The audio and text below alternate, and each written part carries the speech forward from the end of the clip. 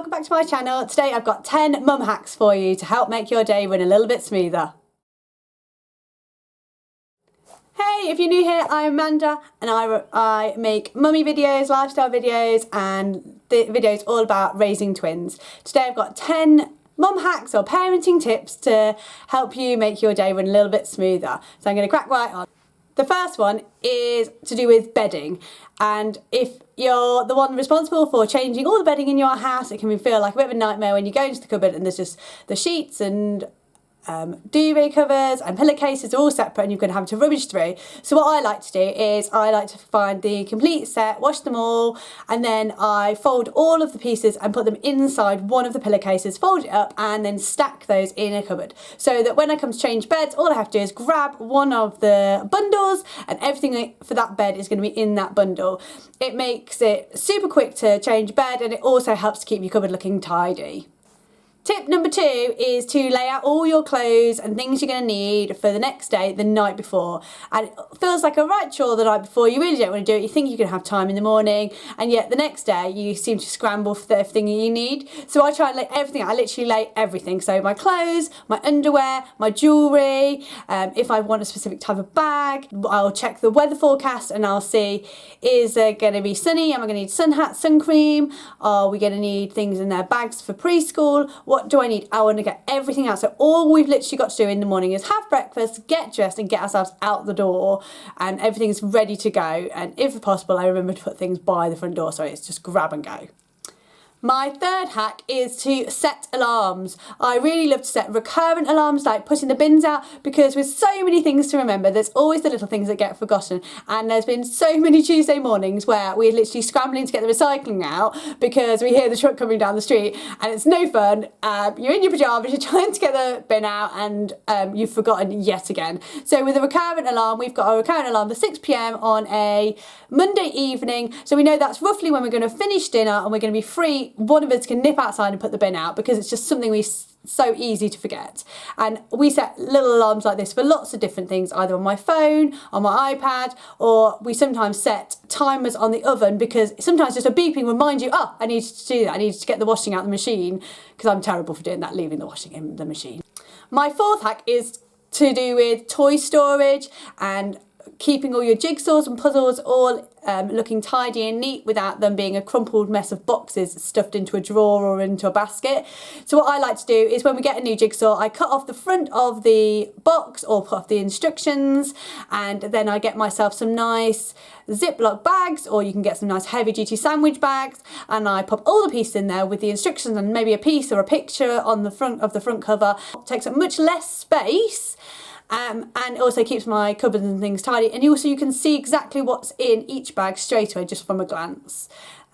So that's my tip. If you're interested in more tips for toy storage, I have actually got a separate video. I'll try and add a card up here somewhere so you can see that, or maybe I'll link it down below for how to keep your toys tidy and organised.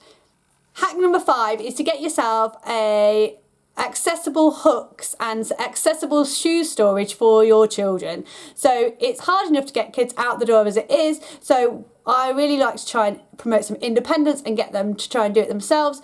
And if the coat hooks are too high or their shoes are stored away in a cupboard and they can't reach them, that's one more job that I've got to do. So we have got some cheap hooks that we bought from IKEA. They're nice and colourful, but we fitted them to the wall nice and low so that they can fit their coats and their preschool bags onto those hooks.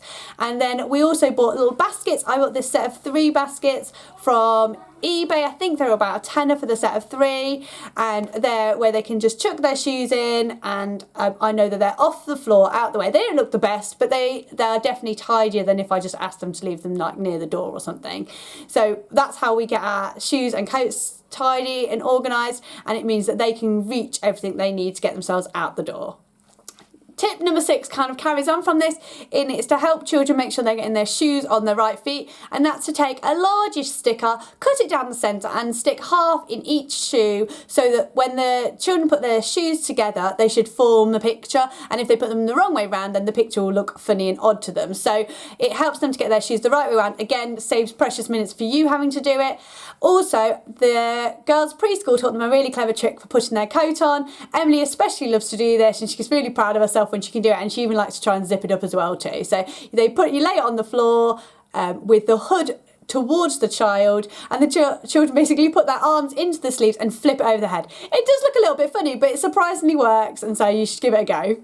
Hack number 7 is thinking about birthday cards.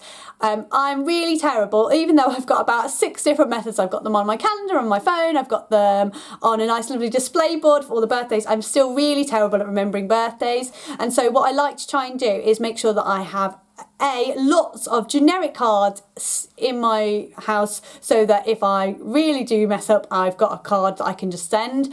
And the other thing I like to do is whenever I go to a card shop, or know I'm going to be going somewhere where there's a cheap card shop like Card Factory, I'll check my calendar and I'll try and buy at least the next 2 or 3 months worth of birthday, anniversary cards, and so I've got them in the house. And so when the inevitable happens and it's 2 or 3 days before their birthday, it's actually in my house, and all I've got to do is write it and post it, or write it and get it to them.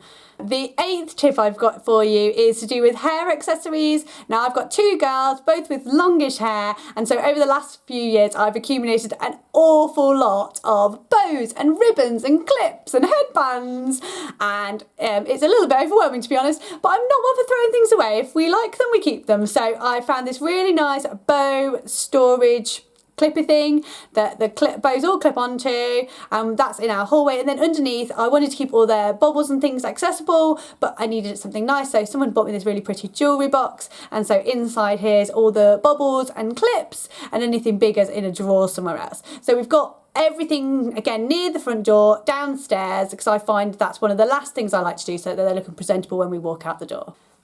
Hack number 9 is to do with wrapping paper, and just like with birthday cards, I like to bulk buy wrapping paper when I see it, when I see some nice generic ones, or ones that I think will suit boys and girls for their birthday, or ones that I think is going to be good for lots of occasions. I'll buy lots of it, and so I've always got a selection of wrapping paper. And the second thing I like to do is store it in the IKEA bag holders. These are a couple of quid from IKEA. They're sort of clearish in colour, and so you can see all the wrapping papers really easily. They stack up so they're not all unrolled everywhere, and I just store them behind a cupboard upstairs in the spare room. My final tip number 10, is to batch cook. And it's probably something you've heard of before, but basically whenever I make a meal, I just double and freeze. So we like to have things like spaghetti bolognese, or when we make Mexican chicken, or some kind of pasta sauce, we will double the quantities and freeze half of it, so that later on we've got another day, we've got a meal in the freezer that we can just pull out and heat up to go. So it's brilliant because it saves us time. It means every week there's at least one meal that's already in the freezer that we haven't got to pay for or haven't got to think of again. And it also means that it saves us money, because when you batch cook, you are using less ingredients than if you were to try and cook that same meal twice, because there's less waste. So it saves time and it saves money, so it's win-win really. I've also got another post all about saving money on your grocery shopping, so if you're interested, again, I'll link that up there, down there somewhere, to save you money on your grocery shopping, because we try and get our grocery shopping to about 50 quid a week. I hope you've enjoyed this video. I've got lots more videos like this coming your way, so if you have, please click that subscribe button, click the heart button if you've enjoyed it, and I'll catch you next time. Bye!